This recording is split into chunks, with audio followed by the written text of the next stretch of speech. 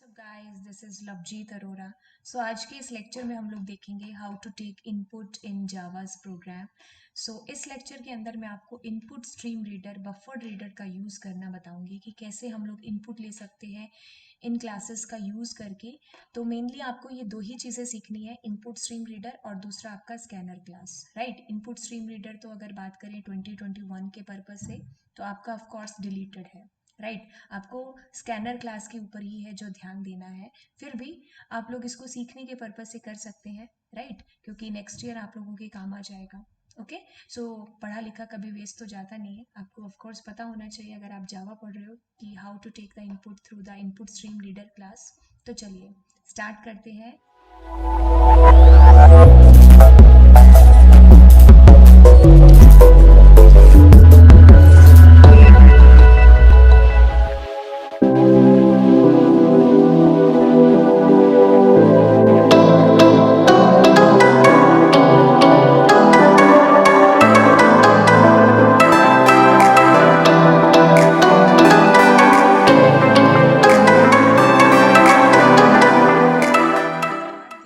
मैं जैसे अपनी क्लास का नाम दे देती हूँ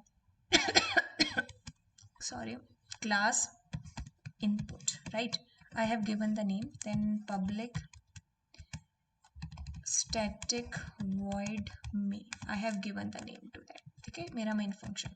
अब जैसा कि मुझे यूजर से इनपुट लेना है and for that I am using their the input stream reader class और buffer reader.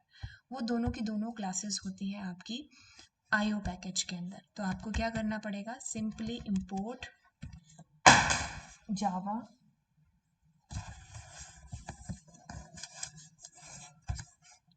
Dot IO package, right. तो इस पैकेज को जब आप इंपोर्ट करोगे तो अब आप इसमें से अपनी जो दोनों क्लासेस है, कौन सी, इनपुट और बफर, दोनों को आप कर सकते हो। तो सबसे पहले मैं यूज़ करूँगी यहाँ पर इनपुट रीडर क्लास, ठीक है, क्योंकि यूज़र से इनपुट कराना है। तो इनपुट आपने लिखा इनपुट स्ट्रीम, ओके, रीडर। तो ये ऐसे ही लिखेंगे हम लोग कैपिटल के अंदर ही, राइट। अब इस क्लास का ऑब्जेक्ट, जैसे मैंने आई भी रख दिया, ऑब्जेक्ट है तो न्यू ऑपरेटर का यूज़। अब इसके अंदर आप इनपुट कराओगे सिस्टम डॉट इन।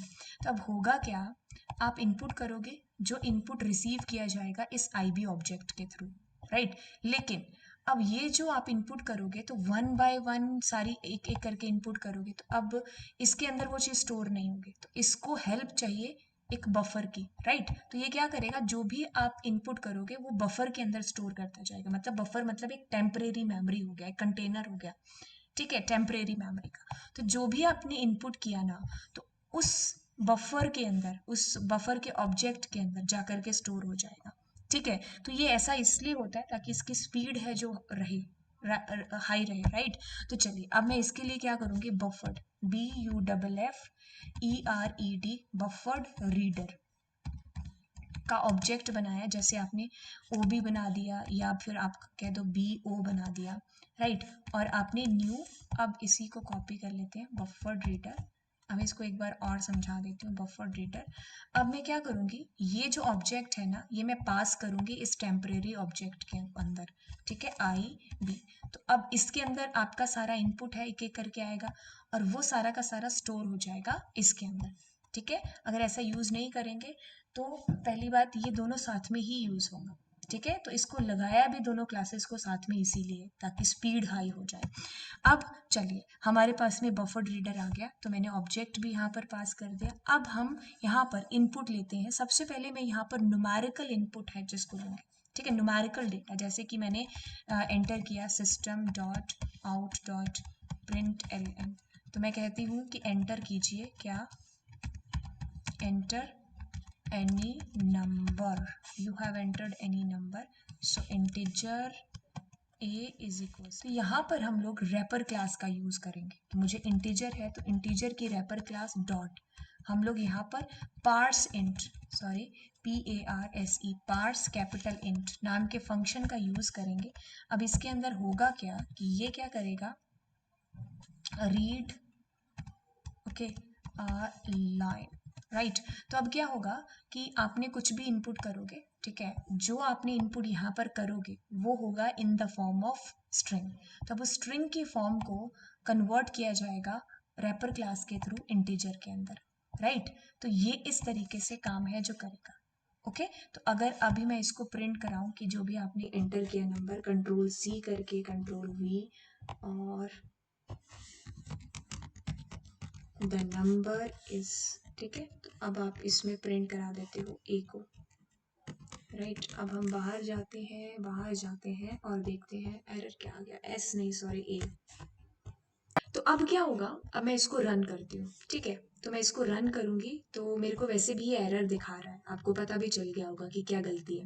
मैं इसको रन करूंगी तो अब मुझे मेरे पास में एरर आएगा, ठीक है। एक्चुअली ये क्या कर रहा है, इनपुट आउटपुट एक्सेप्शन जनरेट कर रहा है। क्या कर रहा है, इनपुट आउटपुट एक्सेप्शन। यहाँ पर ये एक तरीके की रन टाइम एरर है जो क्रिएट हो रही है। तो अब हम क्या करेंगे, इसके लिए हम लोग यहाँ पर थ्रोज एक्सेप्शन का यूज है जो करेंगे। तो हम लिखेंगे IO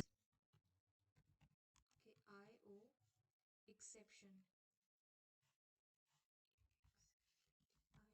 थ्रोज एक्सेप्शन।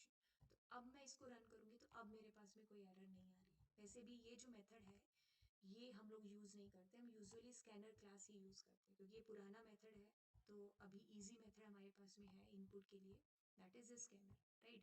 सो यहाँ पर एंटर करते हैं, let's say 45। So now the answer is coming 45, right.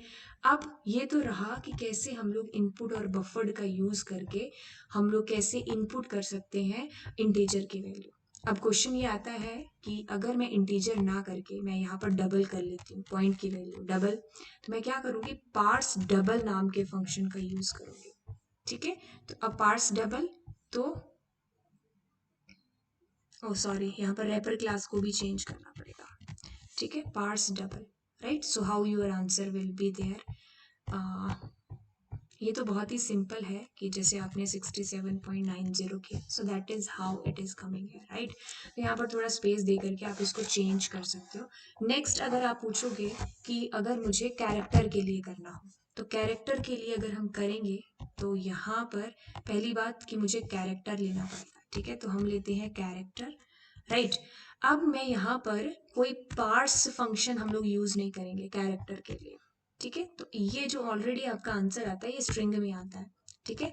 तो अब स्ट्रिंग में आता है तो अब इसके लिए हम लोग क्या करेंगे, इसको चेंज कर देंगे किसके अंदर, कैर के अंदर। और मैं क्या करूंगी, BO डॉट रीड लाइन, नहीं रीड फंक्शन का ही यूज करेंगे, ठीक है। तो अब आपने ऐसे लिखा कुछ, so now it is coming. एक सेकेंड, हाँ इसको रन करके देख लेते हैं पहले, सही है ना। जैसे कि टी, या it is coming correct, right. तो ये एक चीज क्या हुई कि आपने रीड किया क्योंकि वो ऑलरेडी स्ट्रिंग के फॉर्म में होगा, तो उसमें से एक कैरेक्टर आप रीड करते हो, क्योंकि रीड लाइन लिखोगे दैट मीन्स क्या होगा, पूरी लाइन आपने रीड करी है यहाँ पर, ठीक है। बट आप यूज कर रहे हो कैरेक्टर का, तो वो कैसे काम है जो करेगा। सो ऑफ कोर्स आपको एक ही कैरेक्टर रीड करना है, तो इसीलिए आपने रीड फंक्शन का यूज किया यहाँ पर, ठीक है। तो ए आपका प्रिंट हो गया। अब बात रही कि अगर मुझे एक पूरी की पूरी स्ट्रिंग रीड करनी है, सो वो तो है ही बहुत सिंपल, क्योंकि वो ऑलरेडी स्ट्रिंग में ही तो आंसर देता है। तो आपको क्या लिखना है, BO dot read line, sorry LINE line, और आप ऐसे इसको चला लेते हो बस।